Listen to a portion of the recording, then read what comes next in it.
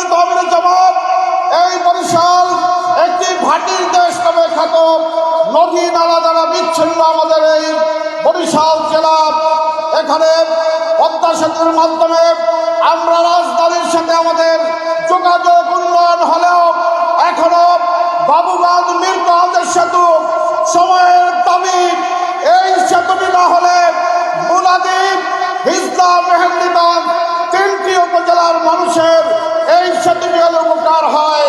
সেই সেতুটি আপনাকে আমরা আশা করি আগামী দিনে বাংলাদেশের মানুষ আপনার হাতে এদেশের লাল সবুজের পতাকা তুলে দেবেন ইনশাআল্লাহ। সেদিন আপনার কাছে আমরা প্রত্যাশা করব আপনি আমাদের দিকে লক্ষ্য রাখবেন, আমাদের সেই বাবুগঞ্জ মুলাদি সেতুটি যাতে নির্মিত হয়। আমাদের মেহেন্দিগঞ্জ উপজেলা গোটা ভূখণ্ড থেকে বিচ্ছিন্ন একটি উপজেলা, কিভাবে এই উপজেলাকে জেলার সাথে এই ভূখণ্ডের সাথে মিলন করানো চায় আপনি সে ব্যাপারে নজর দিবেন আমরা আশা রাখি। ভোলায় গ্যাস আছে, সেই গ্যাস যদি বরিশালে সাপ্লাই দেওয়া হয় তাহলে বরিশালের অনেক উন্নয়ন করা সম্ভব। আজকে গ্যাস না থাকায় বরিশালে কোনো কলকারখানা নাই, মানুষের কর্মসংস্থান হচ্ছে না।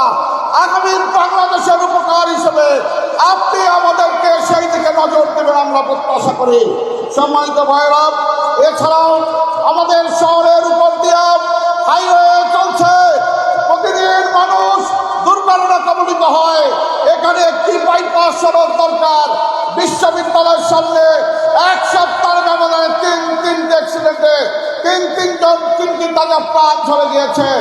এই রাস্তাগুলোর উন্নয়ন আমরা দেখলাম 2 দিন আগে বরিশালের 6 লাইনের রাস্তার বরাদ্দকে বাতিল করা হয়েছে। আমরা বরিশালবাসী দাবি করছি অবিলম্বে এই 6 লাইনের প্রকল্প বাতিলের আদেশ প্রত্যাহার করতে হবে।